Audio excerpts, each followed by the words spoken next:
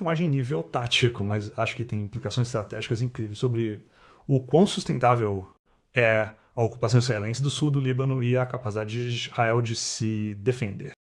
Agora, depois que essas filmagens são divulgadas e geralmente após qualquer sucesso de Israel contra Israel, Israel geralmente retalia matando, e imagino que essa será uma parte de suas retaliações.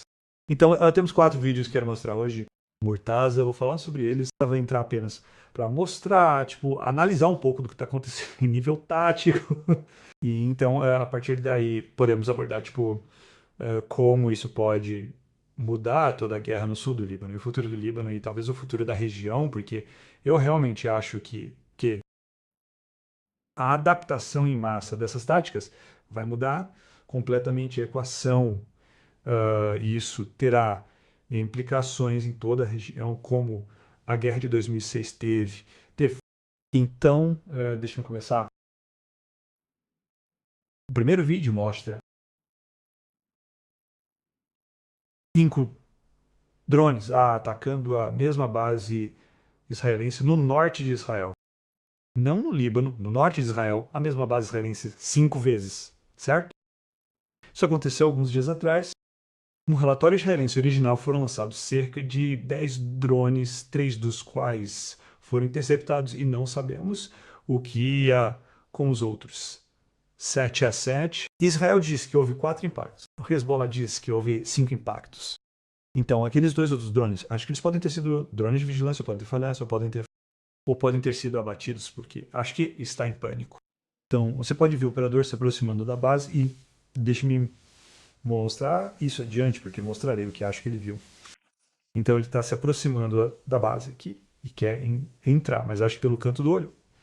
Ele vê uma fumaça à direita e vê um veículo em movimento e muda de alvo ali mesmo para ver o veículo. Faz um ajuste, contorna o muro, certo? E fica claro que os operadores dentro do veículo viram o que estava acontecendo. Acho que eles estavam tentando dar ré, certo? E você pode ver em uma fração de segundo que eles estão tentando se abaixar para se proteger. Você pode ver a mão ali, você pode ver a cabeça ali. De acordo com a avaliação, havia 2 pessoas dentro do veículo. Agora, essa é a parte mais interessante, certo? Normalmente os ataques acabam aí, mas com esse ataque temos o segundo drone, que poderia estar armado ou não, vindo e fazendo uma avaliação dos danos da batalha. E esse é o veículo que foi atingido, como eles apontam aqui. E você pode ver que a frente do capô foi destruída.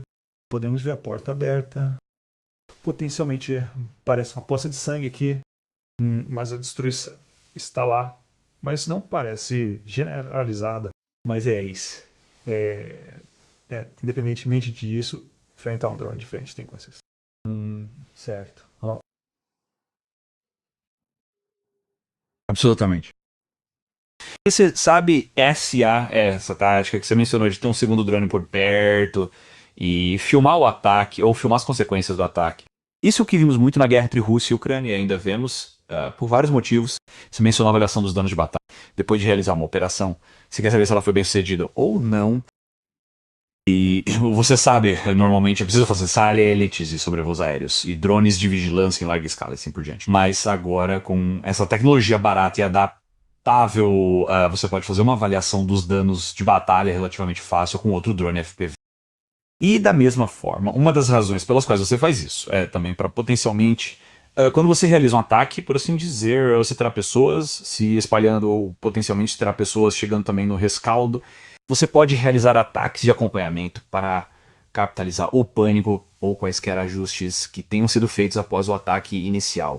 Portanto, há muitos benefícios. Você é capaz de fazer isso, normalmente é muito caro e demorado, ou você precisa de muitos recursos assim por diante, mas você pode fazer isso muito barato aqui. Então, 2 coisas com isso, certo? Número 1 é a vitória da propaganda, certo? Como o Hezbollah está lutando uma guerra de guerrilha onde desmoralizar seu inimigo é tão importante quanto realmente vencer a guerra física. Então, com essas filmagens sendo divulgadas, e elas estão sendo cobertas por contas israelenses do Twitter, contas do Telegram, porque elas não estão sob censura, isso desmoraliza sua vontade de lutar. Porque antes que isso acontecesse, começaram a gente, atacamos isso, nós atacamos isso. E é verdade que eles atacaram, mas não temos evidências. Ou quando eles lançaram seu anti-tanque de fibra ótica, certo? Certo? Vemos o impacto, mas não sabemos os resultados, mas agora não dá para esconder, certo? E a segunda coisa é que esse drone não é um drone de vigilância. Esse drone que está gravando, o seu primeiro drone, não é um drone de vigilância. Ele também tem uma ogiva RPG acoplada a ele. Então ele funciona como um ataque, avaliação de batalha, o que é maluco, sabe? Absolutamente. E, novamente, como a democratização dessas capacidades, ou a prevalência disso por meio dessa tecnologia barata, uma evolução incrível. Sim. Então não tenho certeza se é o mesmo drone, porque ele corta ali, é um drone diferente. Mas a segunda fase desse ataque, eu me pergunto quantos operadores estão comandando isso. Deve ser mais de um, no mínimo. Imagino que com 10 você esteja olhando para uma equipe de 3 ou 4. Aqui está um segundo ataque. Ele ataca um hub de comunicação móvel e o atinge agora. Dá. Fantástico. Causou danos? Não causou danos. Vídeos antigos terminariam assim. Mas o que temos é o terceiro drone que vem para ver o que está acontecendo e olha a destruição completa e o que parece ser vazamento ou potencialmente sombras, certo? Curiosamente, os danos aqui parecem ser mais severos que a caminhonete antes. Bem, você sabe, outra coisa que também era comum na guerra Rússia-Ucrânia, e parece que os operadores Hezbollah podem estar se adaptando, é que muitas vezes nesses vídeos você veria os drones circulando uma aeronave ou um veículo muito lentamente e tentando atingir de partes sensíveis do veículo para causar a falha catastrófica. Muitas vezes os tanques de combustível, porque se você puder acender os tanques de combustível, você pode começar um incêndio, você pode causar muito mais danos, porque eu acho que esses drones FPV muitas vezes a ogiva explosiva não é tão grande como se eles só pudessem carregar até um certo limite. Mas você sabe, não está totalmente claro o que eles atingiram aqui, mas pode ser um console elétrico.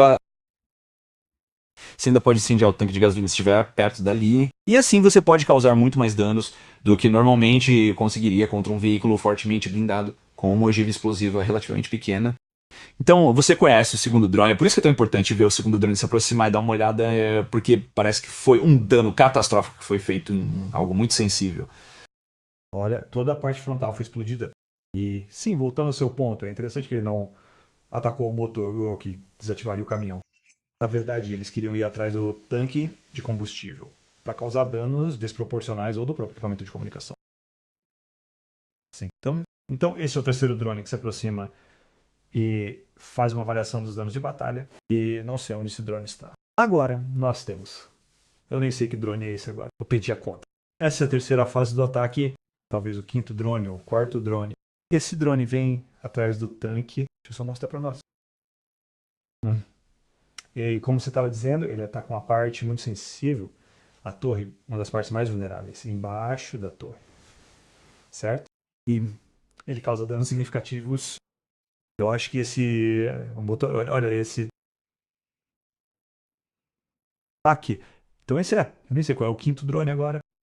Então esse drone está filmando o drone anterior em ação. Então, se você olhar para o tanque aqui, morte você verá bang. Ele acerta, certo? E fica claro que ele acerta. E quem sabe qual é o dano, mas ele grava. E então esse drone em si fica tipo, ok, ele quer uma parte da ação. Ele se reajusta. É o mesmo drone, certo? Não houve corte. Não há corte. Ele causa dano de batalha. Sim. Então ele vai para os lados. Ele já encontrou seu alvo, que é outro veículo de comunicação. Ajusta a linha, certo? Certifica se não você está disposto. E ela está. Talvez eu esteja enganado. Acho que este é o que fez a espionagem, ou pode ter dado ré. E, novamente, está mirando no equipamento de comunicação, não no veículo em si. Certo. E foi isso que foi divulgado.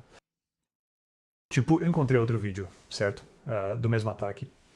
Filmado por um conteúdo gerado pelo usuário. Então, alguém está no local israelense e foi divulgado. Acho que vocês não conseguem ouvir, mas e se vocês pudessem ouvir, o que vocês ouvem é pássaros cantando. Uma linda noite de primavera na costa do Mediterrâneo. O que vocês não ouvem é arma anti-tag, anti-drone, fogo antiaéreo, certo?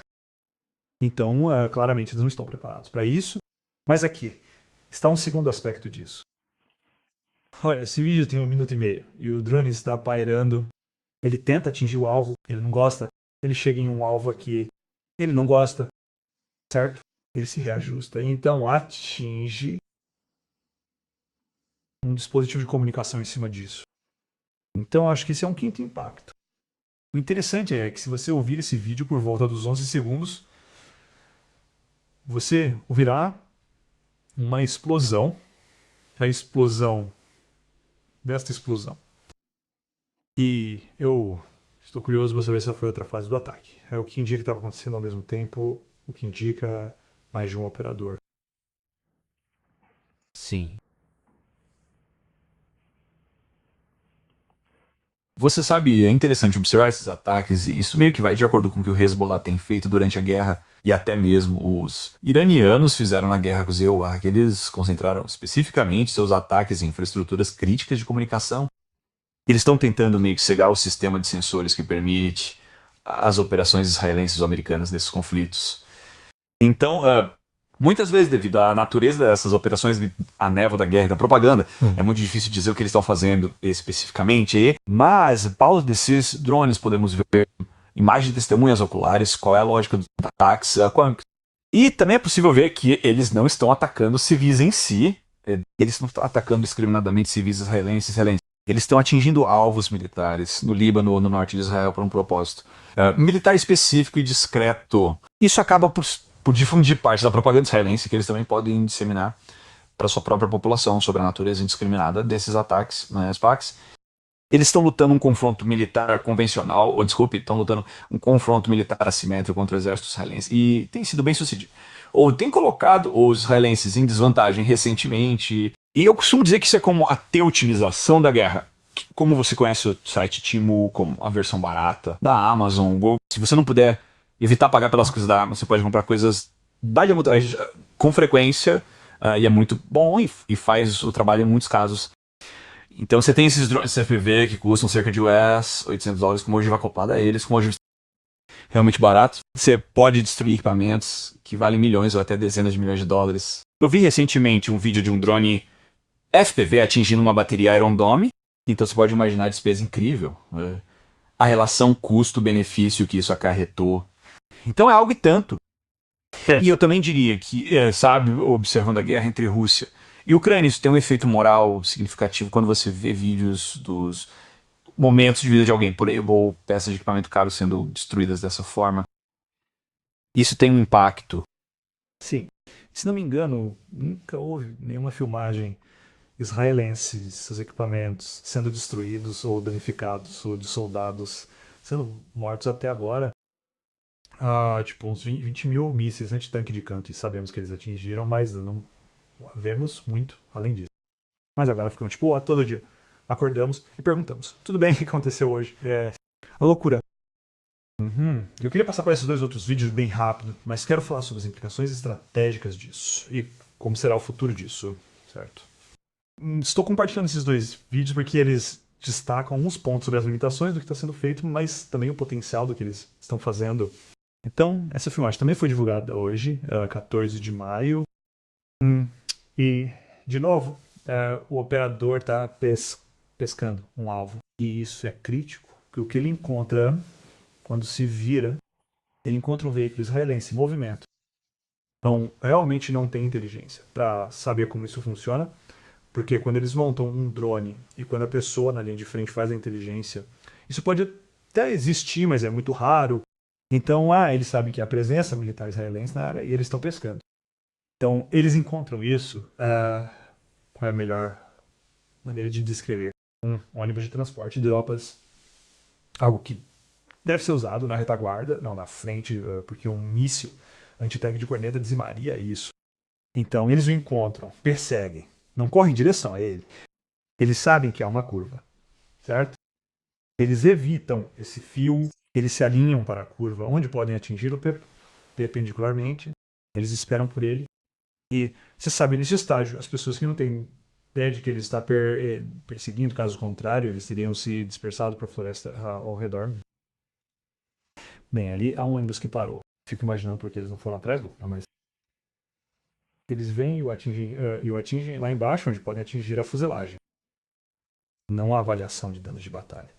E eles também divulgaram isso hoje, certo? Isso é no sul de Leblanc. Eles acham, de novo, que pode ser inteligência, já que é uma posição definida, há uma escavadeira e tudo, mas isso meio que mostra as limitações de seus operadores, seus diferentes níveis de habilidade. Então, eles encontram 2 soldados israelenses em campo aberto, certo? E sabemos que neste estágio não há fogo antidrone, então é o que eles fazem, certo? Eles correm para atacar menos e os 2 soldados israelenses se abaixam para se proteger como podemos estimar por onde o ataque corta, ele atinge relativamente pouco agora na Ucrânia. E esse ataque pareceria bem diferente do Alan Yes, certo?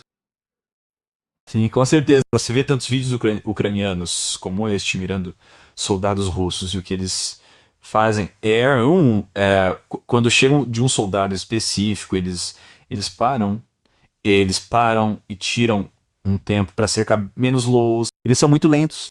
Eles não se apressam para atacar e, como você sabe, muitas vezes são vídeos muito perturbadores porque o soldado está muito assustado e são, você sabe, esses últimos momentos, sua vida em potencial.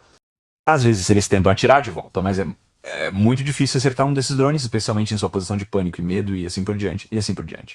Então, você sabe, mas não há realmente tempo do lado do operador, quando não há medidas antidrone em vigor, uma situação como essa. O operador pode realmente levar seu tempo, sabe?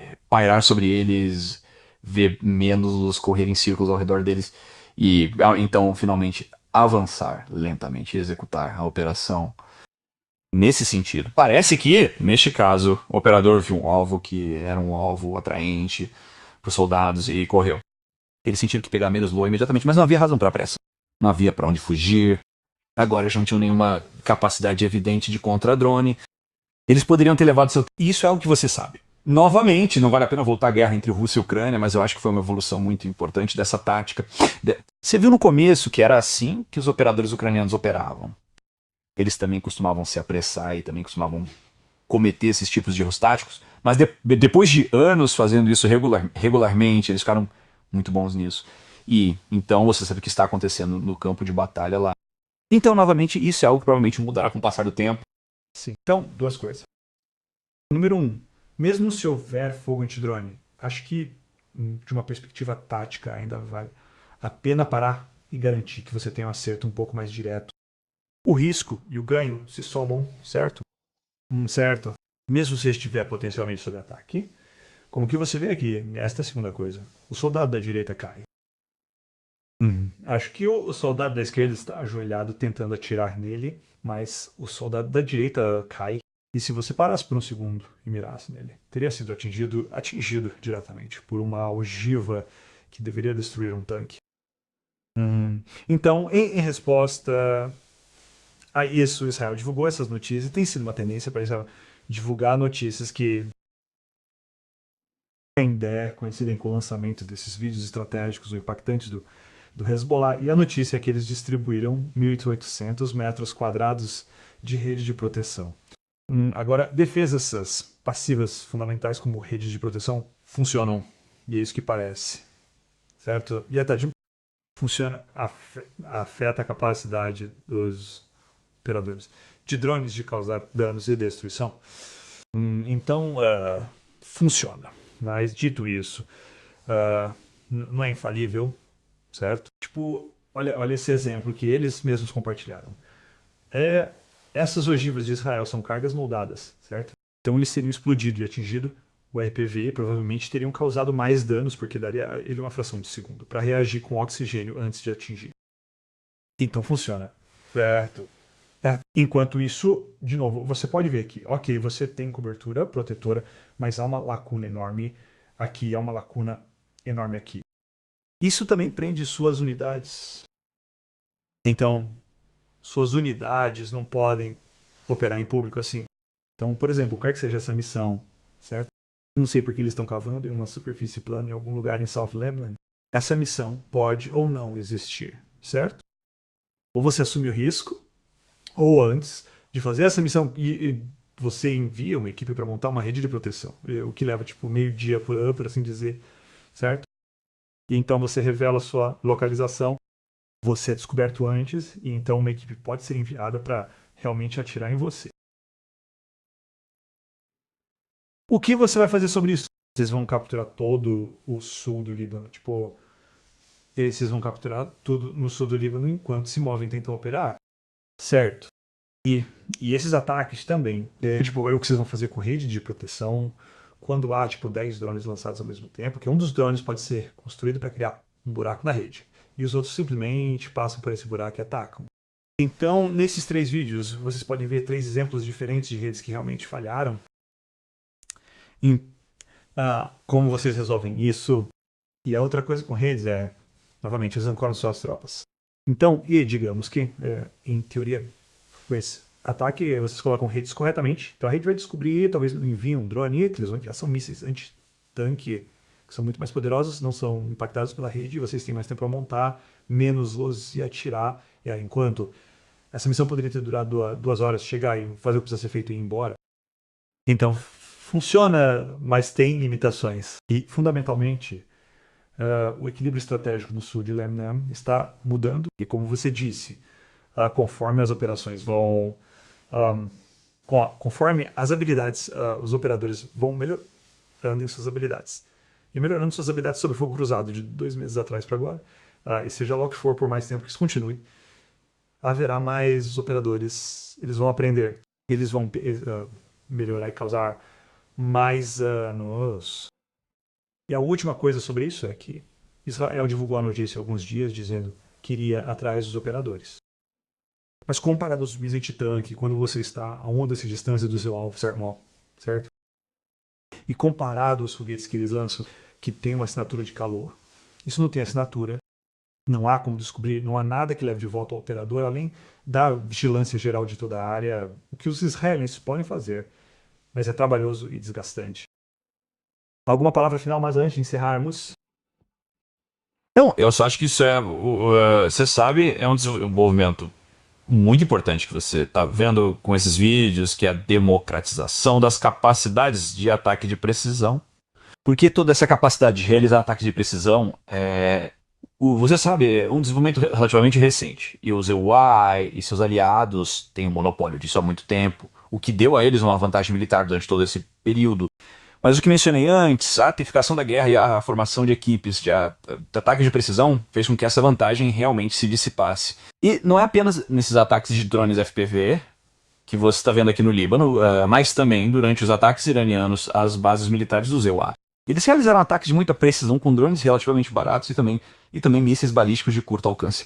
Essa habilidade e capacidade realmente mudaram toda a dinâmica.